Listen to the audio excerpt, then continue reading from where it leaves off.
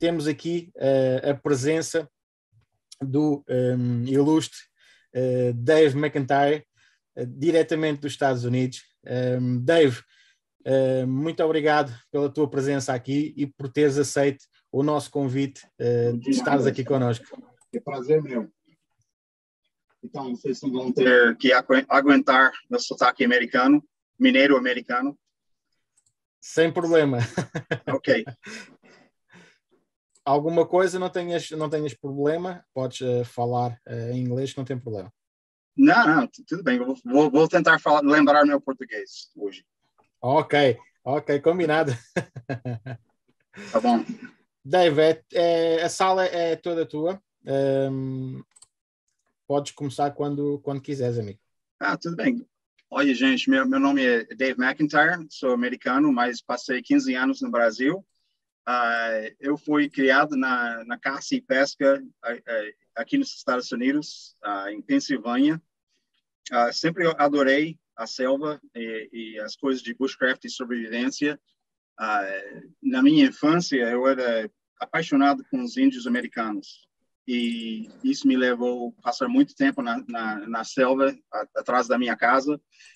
E o fato é que meu pai era alcoólatra e eu simplesmente senti mais seguro na selva do que em casa. E passei muito tempo lá. Minha família tinha uma casa nas montanhas de Pensilvânia e eu e meu irmão passamos muito fim de semana falando, olha, pai, nos deixa na montanha e vocês vão para a casa e vão ficar aqui na selva este fim de semana.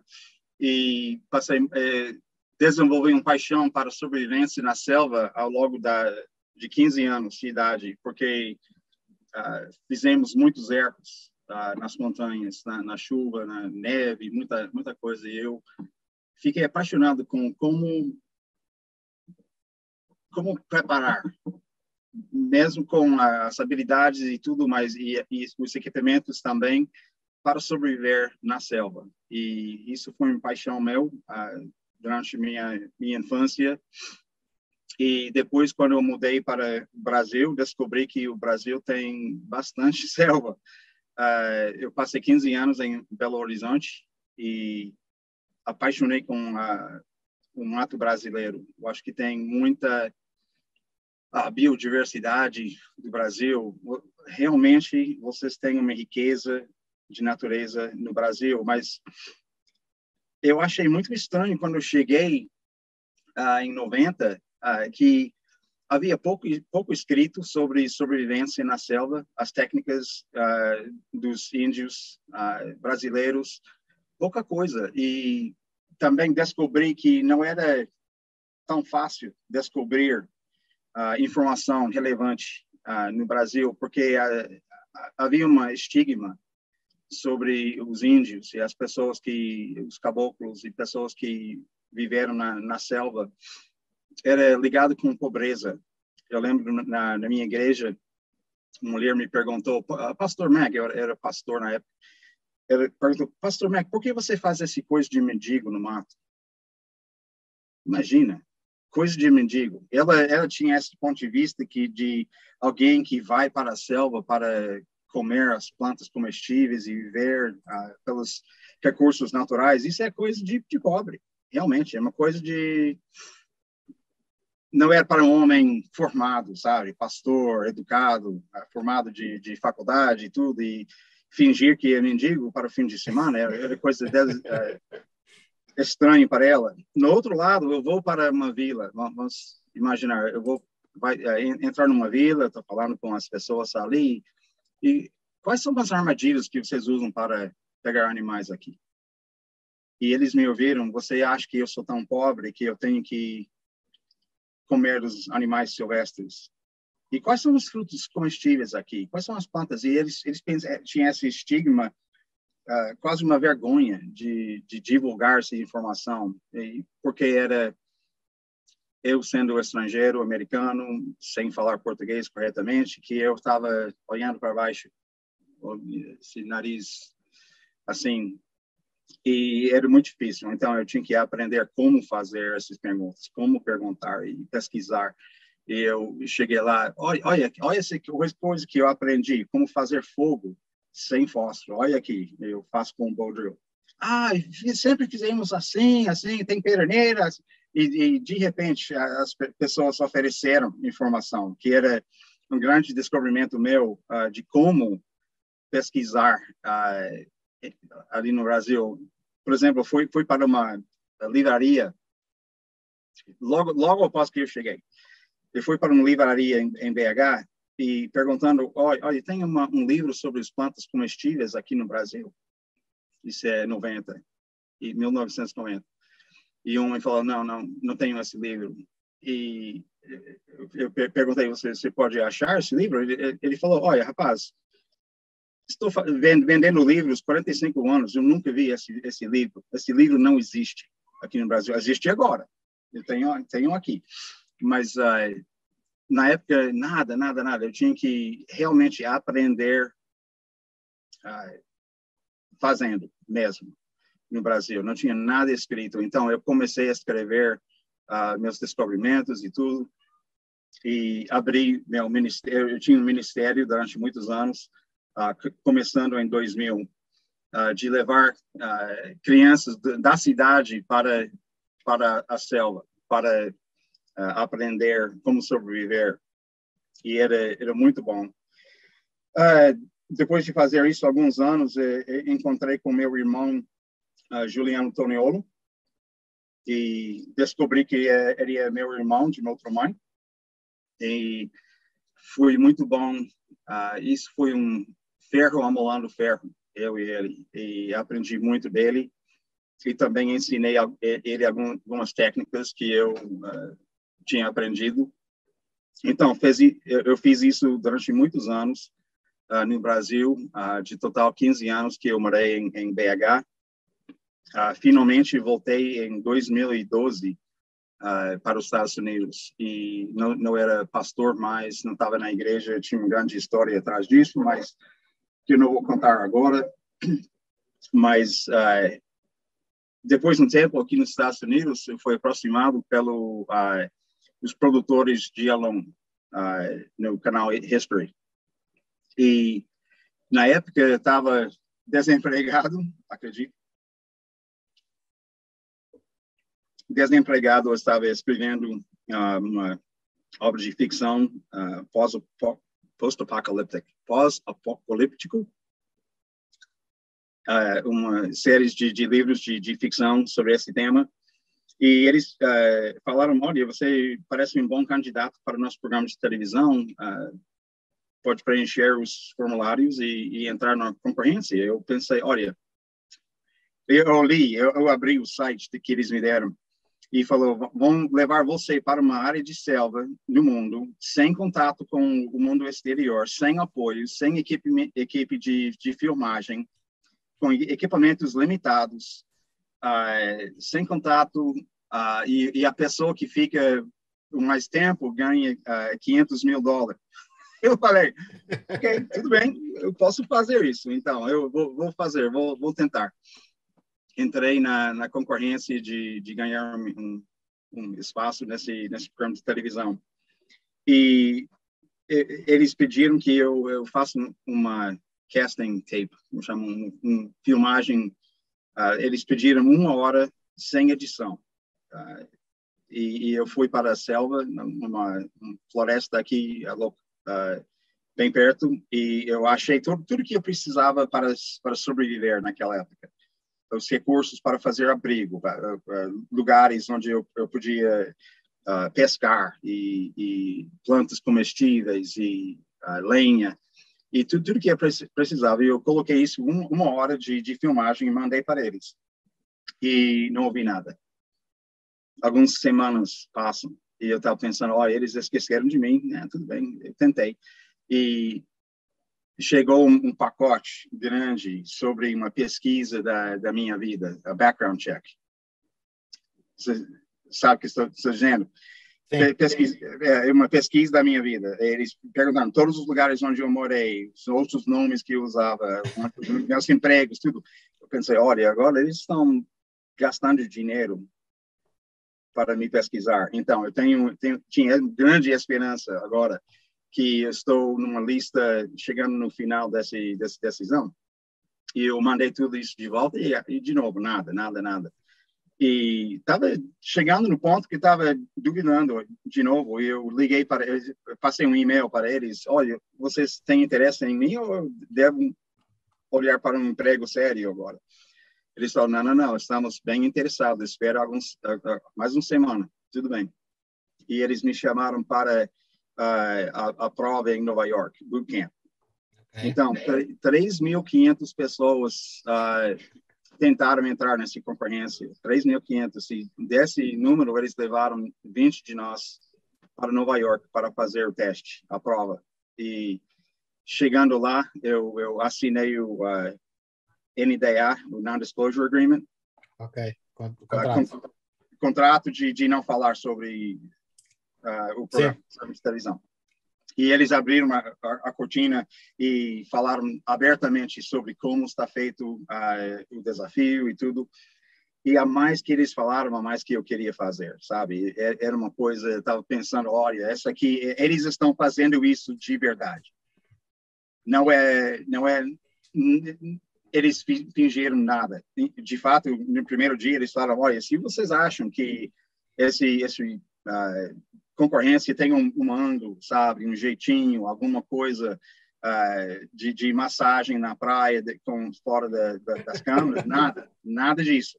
Eles falaram, desiste agora se vocês acham que é assim. Vocês serão na selva sozinhos, de verdade, sem apoio, sem comida, sem vantagem alguma.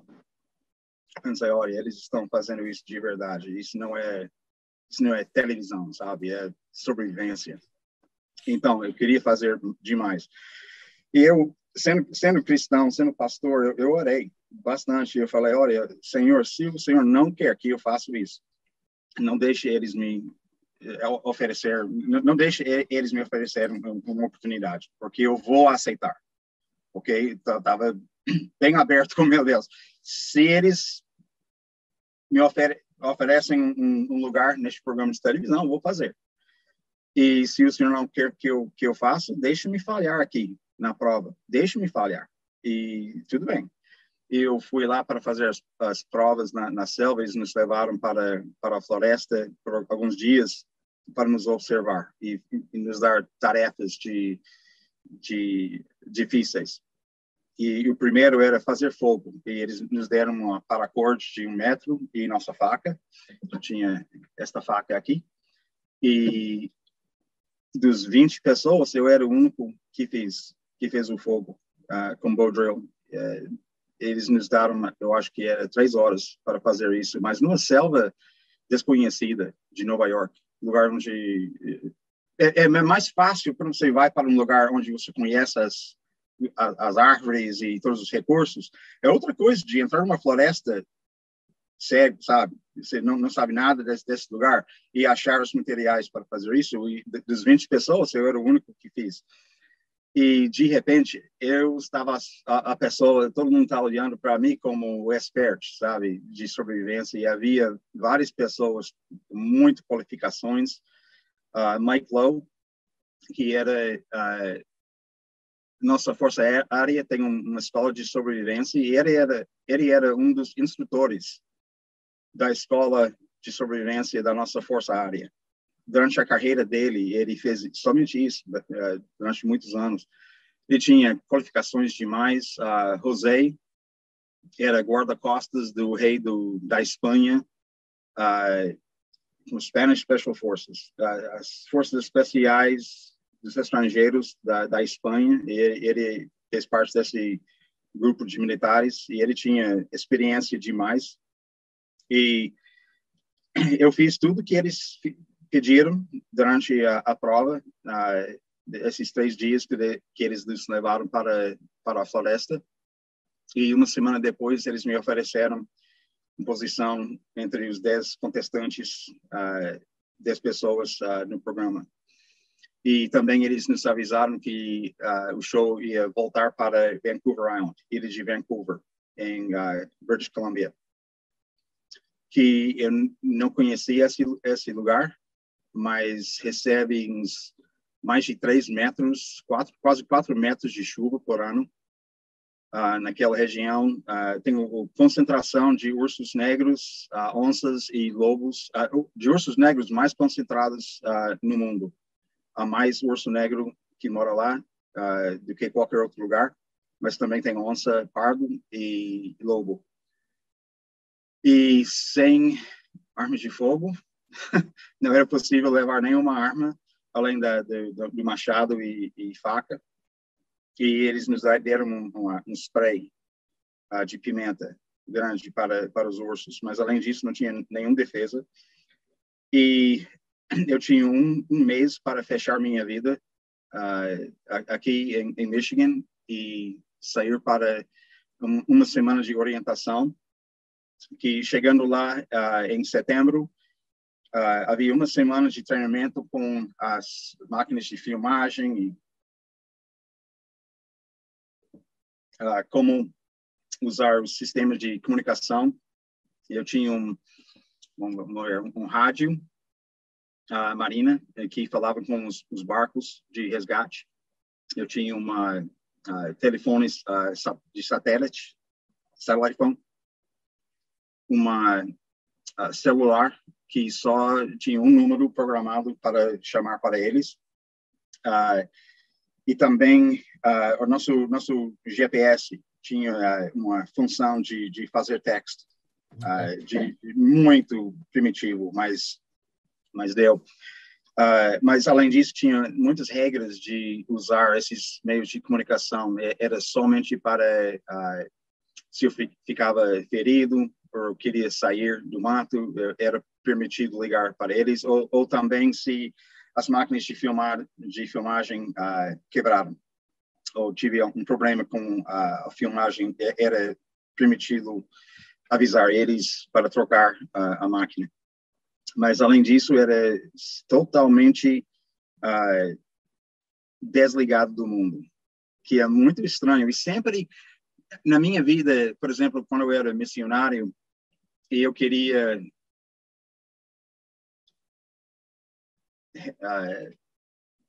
de-stress. Destressar. Destressar. Eu fui para o mato sozinho. Era uma coisa bem saudável para mim, que passar uns 3, 4 dias na selva e fora das pessoas, era sem contato com as pessoas, era muito bom, muito saudável. Eu estava pensando quanto tempo vai passar antes que essa solidão é a coisa que está me destruindo. E eu não tinha resposta para isso. Pensando, era a primeira vez que eu ia para a selva totalmente sozinho por tempo indeterminado, que é outra coisa. É uma coisa quando você sai por uma semana, ou 5 dias, ou 4 dias. Você tem um ponto final. Você vai entrar hoje e vai sair semana que vem. E na sua mente é sempre... isso te ajuda a aguentar a solidão, porque tem ponto final. E vai terminar daqui uma semana, eu vou voltar para a família, assim. Mas o alone, não. Você vai e ficar lá até você desiste, ou você ganha. Ou fica ferido e eles te pegam e vêm resgatar você ferido. Então, para mim, eu acho que é um mês, mais ou menos. As primeiras 2 semanas foram grandes férias para mim. Eu ainda tive meu corpo, o meu peso, mas depois um mês na selva, comecei realmente a faltar do contato humano. Eles chegaram no meu acampamento de semana em semana, mais ou menos de 7 a 10 dias, para dar uma... eles olharam para a minha condição, assim, o peso. Fazer um check-up. Um check-up. E também para pegar as filmagens e trocar as baterias, as pilhas das máquinas de 7 em 10 dias. E era muito pouco tempo também. Eles chegaram e ficaram 15, 20 minutos no máximo mais ou menos era 10 a 15 minutos só para fazer uma coisa rápida e voltar no barco. Chegando lá no primeiro dia, eu imaginava a floresta de uma forma e quando eu cheguei descobri que é totalmente diferente do que eu imaginei. Não tinha nenhuma experiência naquela bioma, naquele ambiente. E eu tinha imaginado um abrigo, por exemplo, feito de madeira assim desse tamanho, ok? Uma fortaleza contra os ursos, assim, com minha lona na frente, com um grande capa de chuva. E descobri, quando eu cheguei na floresta, que todas as árvores tinham um diâmetro de 1 a 2 metros. Sabe? A floresta era gigantesca, bem alto, assim, e com essas árvores grossas. E eu tinha árvores pequenas, suficiente apenas para fazer uma estrutura para a minha lona. Não havia nada para construir um abrigo ali. E era muito interessante que depois, durante que o programa estava na televisão, pessoas que vão lá criticando, oh, por que ele fez isso? Por que ele fez aquilo? Eu já tinha pensado todas as coisas que eles falaram, não tinha como. Simplesmente não tinha como. Eu estava lá. Olha, esse programa, há várias versões de Alone, ok? Sim. É minha experiência de 24 horas por dia, durante 66 dias. Aquele porção que eu filmei, que era 5 a 7, talvez 8 horas de filmagem por dia, e devolvendo isso para eles fizeram edição daquele material para contar minha história, mas em 13 episódios eu apareço durante 1h30, talvez. Ok? Então, eu passei mais de 2 meses na selva e eu apareço na tela durante 1h30, mais ou menos. É pouca coisa. E você, telespectador, ele está olhando pelo sabe, um grande, pequeno buraco da experiência. Então, não vou falar dos críticos. Olha, isso é um gatilho. Deixa para lá. Eu vou deixar. Então, chegando lá, aquela selva destruiu todos os planos que eu tive na minha cabeça, que eu já imaginei, ok, eu vou fazer isso. A selva destruiu todos, de repente. Chegando lá, ok, é totalmente diferente do que eu imaginei. Eu tenho pouco terreno nivelado. Atrás da praia tinha uns 30 metros, mais ou menos, de floresta nivelado, e depois isso subiu verticalmente para o resto da ilha. Durante a maré alta, as águas do mar chegaram na beira da floresta. Não tinha praia nenhuma durante a maré alta. E quando baixou, assim, tinha 30 metros de praia em frente de mim. Era uma maré de 2 metros, mais ou menos, cada dia, todos os dias. 2 metros. Então, a água é enchente, é praia o tempo todo. Não vi nenhum peixe nas águas. Estava olhando por todo lado e não vi nenhum peixe nas águas. E estava pensando, olha, aqui eu vou comer. Havia algas marinhas na praia, uma floresta de bull kelp, é uma alga marina. E havia tanto disso nas águas que ficaram em grandes bolas desses algas marinhas ficando podre na praia. E a praia tinha esse cheiro de peixe morto, sabe? E algas marinhas empodrecendo. O cheiro era horrível. E pensando, olha, eu sei que esses algas marinhas são comestíveis, mas o cheiro era tão forte que eu estava pensando, olha, não quero comer isso. Parecia lixo da natureza, empodrecendo na praia. É comestível, mas nem tanto.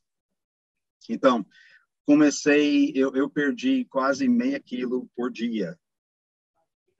E a primeira semana eu comi nada de comida. Eu estava pensando, olha, eu posso pescar ativamente ou passivamente. E tem a doutrina de sobrevivência na selva é que você estruturar tantos meios de pescar passivamente, se for possível, e linhas de pesca com anzóis, vários anzóis, e fixo nas árvores e coisas assim, rede de pesca.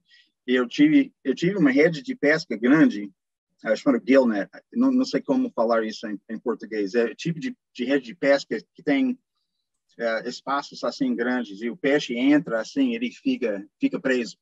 É um tipo de rede de pesca, assim.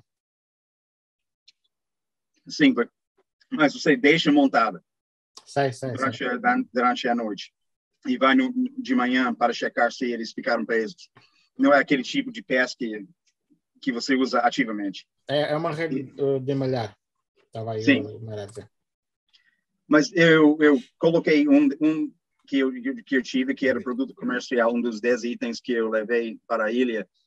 E cada manhã, quando eu fui para a rede, estava cheio de algas marinhas. Eu só estava pegando mais desse bulk kelp. E era tanto que eu tinha que passar meia hora, 1 hora, só consertando a rede ou limpando a rede. E era muito difícil de gastar tanto tempo. Também todo o anzol que eu deixei na água foi levado pelas as coisas do mar, das ondas e tudo. Eu fui lá para dar uma olhada nas anzóis e não tinha nada mais. E eu perdi uns 7 anzóis de pesca, só tinha 25. Eu não estava tendo muita sorte com a pesca passiva. Mas durante foi dia 14 que eu peguei meu primeiro peixe. E fez isso com vara e anzol, coisa simples. E eu peguei dois peixes aquele dia, de dia 14. E eu estava pensando, olha, se eu posso fazer isso todos os dias, eu vou ficar aqui.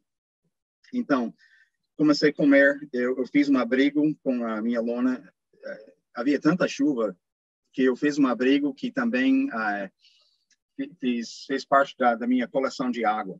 A lona estava cobrindo a minha cama e minha fogo, e no lado oeste, a lona desceu até o chão e foi acima de um tronco de árvore que estava deitado ali, e fez uma coleção de uns 50 litros de água todos os dias. A chuva era constante. E estava enchendo aquele poço de água lá do acampamento. Então, não tinha que ferver água, porque a água é do céu, a chuva é limpa. Eu estava bebendo aquela água da lona todos os dias, não tinha que ferver a água ou purificar.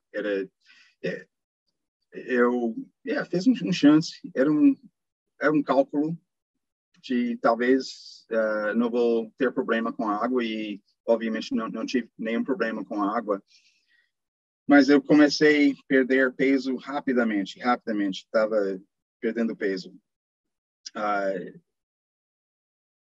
Foi semana 5 que eu cheguei no perda de peso máximo, que era 35 pounds. 35 libras, eu não sei como converter isso na minha cabeça em quilos. Talvez uns Agora 17, também não. Mas, 15 quilos, 17 quilos, alguma coisa assim, na faixa de 15 quilos. Meio quilo por dia que eu estava perdendo. Era me deu muito medo, que eu estava perdendo muito rápido. E chegando uma manhã para a minha rede, durante a noite, as ondas destruíram a rede, e nas ondas, a rede ficou embolado assim, e totalmente destruído. E eu estava eu era zangado, sabe? Realmente. Olha, eu sou pastor, não falo palavrão, pelo menos quando a máquina está ligada. Desliguei aquela máquina, eu estava muito irritado. Eu queria jogar aquele rede na floresta, assim. Eu olhei para a rede, havia um caranguejo enorme embolado naquele na rede destruída. O caranguejo que eles têm, né, ali, eu não conhecia o nome dos caranguejos, nada dos animais ao meu redor. Nunca tinha nem visitado aquela região na minha vida. Então, tinha esse grande caranguejo e os pinços dele eram enormes, assim. E eu pensei, olha, eu tenho que desenrolar esse rede, eu tenho que trabalhar com esse rede. Estava chovendo, desliguei a máquina, estava muito irritado com minha vida. E o fato é que aquele dia eu tinha uma conversa com meu Deus, que era muito saudável. Eu estava quebrado, realmente quebrado. E falando com ele, tinha uma manhã de confessar, de receber a graça dele, de muita coisa. E finalmente cheguei naquele caranguejo, ele é morto, o caranguejo estava morto, assim. Eu voltei para meu abrigo para cozinhar esse caranguejo, eu joguei ele na lenha, estava fazendo uma fogueira para ferver esse caranguejo, eu olhei para ele e estava vivo. Eu estava assim, tentando defender, eu matei ele rapidamente, peguei ele, quebrando os braços dele, e eu lembro que eu estava comendo ele logo depois, pensando, olha, lá em Michigan, caranguejo assim, ele custa uns $15 por libra, sabe? Era muito caro caranguejo aqui. Eu estava pensando, olha, estou comendo como rei mesmo, sabe? Isso é uma refeição legal.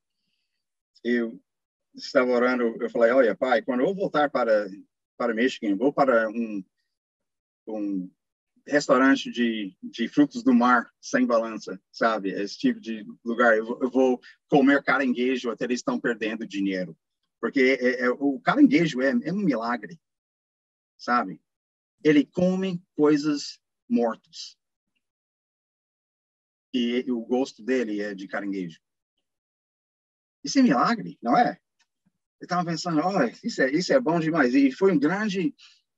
Eu estava pensando, olha, se eu consigo comer assim, alguns dias por semana, vou ficar aqui para sempre. Eu não quero voltar para Michigan. Alguns dias depois, eu estava pescando e as algas marinhas, quando a maré era alta, eles ficam assim, debaixo da água, mas quando é baixo, eles flutam em cima da água, assim. E eu estava pescando para peixe e no canto do olho eu vi isso nas algas. E era um caranguejo de costas, sabe? Ele estava tentando endireitar e descer de novo. Eu peguei a isca e o anzol e dei ele a isca, ele pegou. Eu estava brigando com ele, ele estava brigando com as outras pernas dele, estava bem grudado nas algas marinhas, e eu estava tentando livrar ele. E eu cansei de brigar com ele, e eu relaxei, e também ele relaxou, e eu tirei ele das algas, ele caiu nas pedras, e eu peguei ele. Olhando de novo para aquele lugar, havia mais 5, ou mais 4 ali, bem perto de mim. E eu peguei 5 desses caranguejos. Olha, gente, era bom demais. E eu falei, olha, o único jeito de fazer isso melhor é amigos e cerveja, sabe? E também foi tudo. Não tinha nada eu só tinha caranguejo, água salgada. É só isso. Não tinha nada de espécies e coisas para fazer uma refeição bom. Nada de alho, nada de butter, como chama? Condimentos. Nada disso. Então, fui lá para o meu abrigo e eu tive aquele refeição de caranguejo sem balança. Foi bom demais. Olha, foi um grande... Eu estava em cima do mundo. Eu estava ganhando. Eu senti que eu estava ganhando, comendo assim. Então, eu sempre pesquei no mesmo lugar, em frente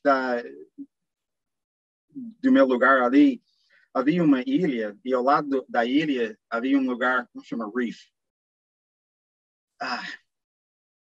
um lugar que durante maré alto estava debaixo da água e maré baixo estava pedra. Uma rocha. Isso, uma rocha. E eu fui lá todos os dias para pescar. E era um lugar muito bom para pesca. As redes ainda não me deram nada e eu estava ganhando por pescar ativamente. Eu tinha que deixar todas as redes e eu fiz um outro rede. Primeiro dia que eu cheguei, eu achei um cordão empodrecido na praia. E essa aqui é o centro daquele cordão. E eu tinha essa riqueza de fibras. Essa aqui é quase fio dental grosso.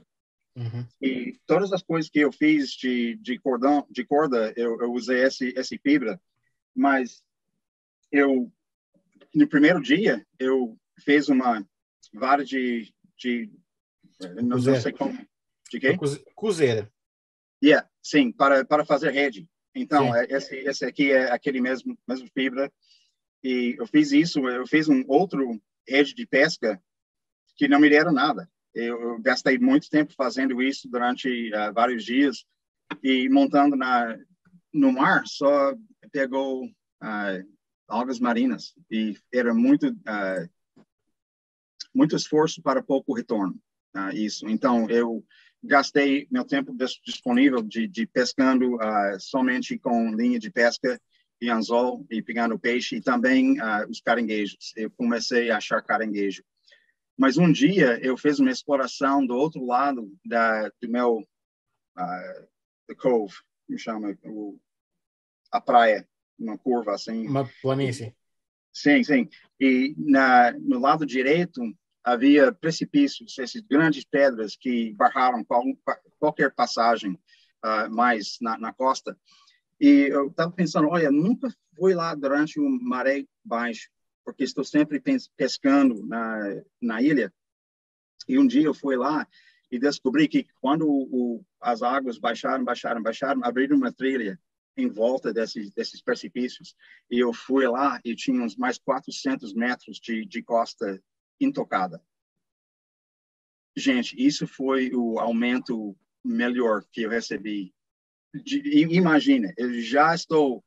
a isca estava sendo escasso naquele lugar, porque eu estava pegando toda a isca todo dia, e de repente eu tenho mais de 400 metros de lugar perfeito, intocado. Fui lá, descobri lugares para peixar, e também uma piscina natural, que quando eu fui lá, olhei nessa piscina natural e tinha uns 6 caranguejos, desses caranguejos enormes. Peguei todos eles e levei para casa, mas antes de voltar para o meu abrigo, eu peguei os moluscos, mussels. Sim, conchas. Sim, mas os moluscos tinha um veneno chamado maré vermelho, e que é o veneno que eles estão sempre filtrando a água. E esse veneno fica concentrando no corpo dele. E se comer um deles, ele te mata. Não faz doença, ele mata mesmo. Okay. Então, não era possível comer, e tinha toneladas deles ao meu redor, mas todos venenosos. Então, peguei um balde deles, mais ou menos, uns 3, 4 quilos deles, e quebrei eles e joguei naquela piscina natural. Então, o maré chega de volta, o cheiro desses moluscos sai na água, os caranguejos descem, o maré desce de novo, fui lá no outro dia, tinha mais caranguejos.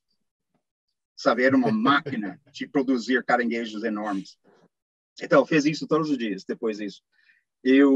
Na minha conta, eu comi quase uns 50 desses caranguejos, né, nesse segundo mês. Eu parei de perder peso na semana 5 e meia e comecei a ganhar peso de volta. Mas, olha, fica muito monótono. Dia após dia, fazendo as mesmas tarefas. De cortar lenha, de buscar água, de checar nas redes, de pescar, as mesmas coisas. Sempre perdi a noção do passagem do tempo. Eu tenho aqui uma vara, isso é meu calendário que eu fiz. E todas essas marcas aqui é um dia. E todo grupo de 7 é uma semana. Então, é 2 meses e alguns dias. 66 dias. Então, estava ficando muito monótono. E eu não estava perdendo peso, mas estava sentindo a falta da família. Mas, mesmo assim, eu pensei, eu não vou desistir. Eu tenho tanto investido nessa aventura de 2 meses que eu não vou desistir. E eu sempre imaginei que eu ia quebrar uma perna, alguma coisa, ou ficar ferido na cabeça, ou doente, alguma coisa, e isso vai me tirar daqui. Estava pensando isso sempre, todos os dias. Que talvez hoje é o dia que eu quebro uma perna, ou alguma coisa séria, ou assim, me cortar com um machado, ou faca. É perigoso fazer esse programa de televisão. É muito perigoso. O equipe de resgate poderia me chegar na minha local uns 45 minutos por barco. 45 minutos de sangrar é muito. Okay? É muito perigoso fazer. Quase fui levado para o mar 2 vezes com todo aquele equipamento e é muito fácil morrer filmando alone. Mas eu lembro que chegou dia 64. Dia 64, eu tinha pegado um peixe pequeno assim, sabe, uma sardinha. E eu pesquei o dia todo. Olhei para caranguejo em todos os lugares. Não tinha nada, nada, nada. E finalmente, no fim do dia, não estava filmando mais. Não era neve, o gelo estava caindo. Não era neve, aquele assim, mas era gelo. Granizo, como granizo. Mas não é granizo tecnicamente, mas era tipo granizo, estava caindo, o vento estava horrível, a máquina estava totalmente fogged up. Tinha a lente, o lente estava totalmente fosco. Assim, eu era muito irritado com a filmagem. Eu estava sentando ali e eu vou falar isso exatamente como aconteceu, ok? Porque meu Deus estava presente comigo o tempo todo. E eu estava sentando ali e na minha cabeça estava reclamando, pensando, olha, estou aqui 64 dias e quando isso vai terminar? E obviamente outra pessoa está aqui nessas selvas sofrendo igual eu. Não estou aprendendo nada novo. Não estou aprendendo, não estou...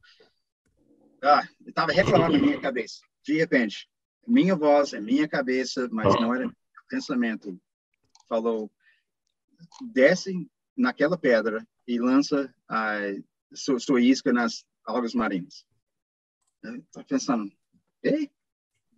Eu não estava pensando isso. Honestamente, estava pensando, eu não gosto de pescoço, está doendo, assim, não peguei nada hoje, tem que fazer uma fogueira para esse pequeno peixe.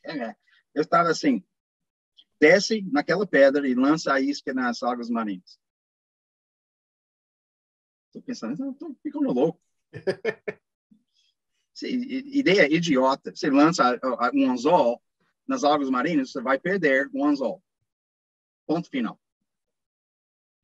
Comecei a reclamar na minha cabeça, desce naquela pedra e lança a isca nas algas marinhas. E era insistente, não era uma sugestão, era comando, era ordem. Vai lá. Ok, tudo bem, vou lá. Desci, lancei, havia uma aberta, as ondas estavam passando assim, não estava entrando e assim, estava passando assim para a praia lá. E eu vi um buraco nas algas marinhas, assim, passando nas ondas. E eu lancei o anzol, ele desceu assim, e as ondas nos levaram mais para o mar. E de repente, bam, estava fisgado nas algas marinhas, assim, aquele vara parou, assim. Eu estava realmente, estou perdendo noção aqui, e de repente as ondas voltaram assim e a linha de pesca estava ainda apontada para, tentando sair para o mar. E eu fiz um grande assim, e um peixe assim desse tamanho saiu das águas. Peixe enorme. E caiu nas pedras, e eu peguei, eu tinha um prego assim, que eu tinha achado, e eu estava matando esse peixe, e eu tinha no meu pote, okay? Esse aqui é o pote de 2 litros que eu tinha. Quando eu tirei toda a carne desse peixe, era metade desse pote de água. Eu fiz um tipo moqueca com esse peixe de 2 litros. 2 litros de comida aquela noite. Eu estava tentando comer tudo. Era tanto comida. Foi muito interessante. E no dia seguinte, era um dia muito bom. Eu peguei alguns peixes. Dia 66, eles falaram que eles me visitar para fazer aquele check-up e pegar as filmagens. E quando eles chegaram, havia o produtor, o consultor de sobrevivência e 2 cameramen, ok? E normalmente era somente um. E eles falaram, queremos fazer uma entrevista com você lá no seu abrigo, porque faz um mês que vimos no seu abrigo e vocês fez algumas modificações. Então, eu fui lá para fazer essa entrevista e eles me perguntaram muitas coisas bem relevantes dos meus filmagens, algumas experiências que eu já tinha filmado, assim, eles fazendo essas perguntas para usar minhas respostas enquanto eles vão usar essas experiências, eles vão usar o que estou falando acima disso. E é algo que eles fizeram uma vez antes. Então, não tinha muitos, não estava muito duvidoso. Era coisa normal. Mas eles levaram muito tempo para fazer isso. Eu estava pensando, olha, vocês chegaram no maré alto, está abaixando agora. Eu estava muito irritado no meu coração, pensando, olha, eu tenho que pescar agora ou eu não vou comer hoje. E, de repente, o produtor, ele chegou ao fim das perguntas relevantes, ele começou a falar comigo, assim. Eu estava pensando, olha, rapaz, você não tem noção da minha realidade aqui, que eu tenho que pensar. E eu estava sendo filmado, então estou sorrindo e falando este bate-papo. E, de repente, eu olhei para trás e minha filha estava ali me esperando. Eles trouxeram minha filha, Erin, que tinha 24 anos naquela época, e ela estava ali comigo no meu acampamento, e ela falou, pai, você ganhou, é o fim. E, gente, aquele momento não tem nenhum momento na minha vida nem parecido com aquele momento, que eu estava trabalhando tanto, esse estilo de vida dura, difícil demais, muito dor no corpo, assim. A única coisa que eu não faltei era o sono, sonhando em 10, 12 horas por dia, à noite. E ela estava ali. E meu primeiro pensamento é que posso parar. Eu posso parar. Eu posso desistir agora. Eu não tenho que continuar fazendo essa coisa. E outro, segundo pensamento, além da minha filha estar aqui, que não estou quebrado. Nenhum osso está quebrado. Eu não vou levar sequelas na minha saúde. Eu não perdeu nada, sabe? Não estou quebrado. Sim. E posso desistir. E, nossa, chorei bastante. Deu a glória a Deus por me proteger, para a providência dele, e a provisão dele.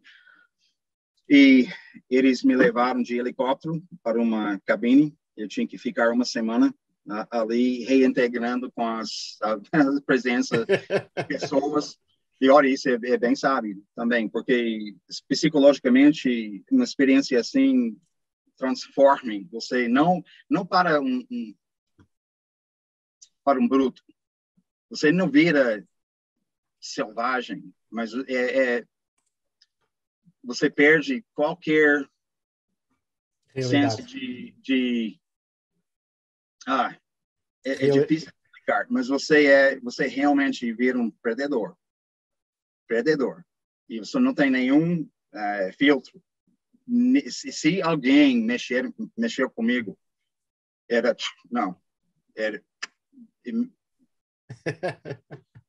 e sente bem, sabe?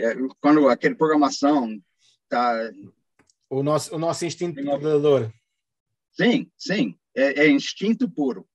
E sua atenção você está pensando de tudo que é 100 metros em volta de você. Você está percebendo ao redor tudo que está acontecendo, porque você é feito de carne, ok? E são animais ali que estão te caçando. E você está prestando atenção sempre a 100 metros. Entrar naquele cabine era horrível. De entrar de volta dentro de uma estrutura era como se fosse alguém estava me barrando. Era muito desconfortável entrar naquele cabine, dormir numa cama, os barulhinhos da cabine, sabe? O aquecedor, assim, não, era muito ruim. Então, eu peguei toda aquela roupa suja minha, eu fui lá para o exterior, para sentar lá fora, no frio. E era muito neve, era muito frio lá. E eu não vou ficar aqui dentro. Então, isso foi minha experiência, foi bom demais. Depois disso, eu viajei pelos Estados Unidos, muitos lugares, mais de 60 lugares para contar a história, assim, a maioria nas igrejas e encontros de homens e esse tipo de coisa. E COVID assassinou meu calendário. 1 ano de encontros marcados. Isso é como estou vivendo, ganhando muito dinheiro fazendo isso. E COVID matou tudo. E eu estava pensando, olha, Senhor, okay, e agora? O que eu vou fazer? Que isso era meu emprego durante 2 anos fazendo isso. E logo depois, um amigo meu me ofereceu uma posição numa ministério sem fins lucrativos aqui, de diretor internacional. Então, agora estou trabalhando na África. Eu tenho mais de 3.500 estudantes com que eu trabalho. Na Índia, temos um ministério nas prisões, nas cadeias, e também órfãos e pessoas viciadas com drogas. E também estou trabalhando na República Dominicana. Okay. Temos várias operações ali, então estou viajando, representando esse ministério e adorando minha vida. Muito bom, muito bom. Dave, muito obrigado por esta experiência. Vou só perguntar ao pessoal que está aí a assistir se tem alguma questão a colocar aqui ao Dave. Coloquem-na agora, o pessoal que está aqui no Zoom e no YouTube. No YouTube já sabem que tem que ser por Superchat. Dave, para quando uma visita a Portugal? Olha, eu quero. Se vocês não vão me zombar para esse sotaque americano-brasileiro. Não. Pessoalmente, eu acho muito difícil entender português original do Portugal. Eu tenho que fazer algumas conversas ou assistir mais vídeos de português europeu, mas eu gosto, eu quero. Sempre, na minha lista, my bucket list, eu quero visitar os Açores. Os Açores. Conhecer os Açores. Não, que lugar bonito demais. Temos vários lugares bonitos. Sim. Aí o Meira pergunta se te arrependes de algum dos 10 itens que levaste, ou se trocarias algum. Olha, baseado nas informações que eu tive antes, não. Agora, aquela rede de pesca não me deram nada. Mas se for um outro lugar, poderia ter ganhado muito peixe. Isso foi a única coisa que não deu certo, mas foi mais ligado com o lugar. A faca que eu levei, essa aqui, que é uma faca custom, que meu amigo fez para mim, para mim, eu levaria isso de novo. Tem alguns dos itens aqui, né? O Sirhot, de Silk, que deu muito serviço, muito bom. Não, eu não tocaria nada agora. Se eu tinha que voltar hoje, eu levaria os mesmos equipamentos. Ok. Bom, penso que não há mais questões. Dave, muito obrigado pela tua participação. Grande prazer. É um prazer imenso ter-te aqui também no nosso congresso e vamos falando e quando vier a Portugal é só dizer para a gente se encontrar pessoalmente. Com certeza. Muito obrigado e tudo Okay. bom para vocês aí. Ok, obrigado.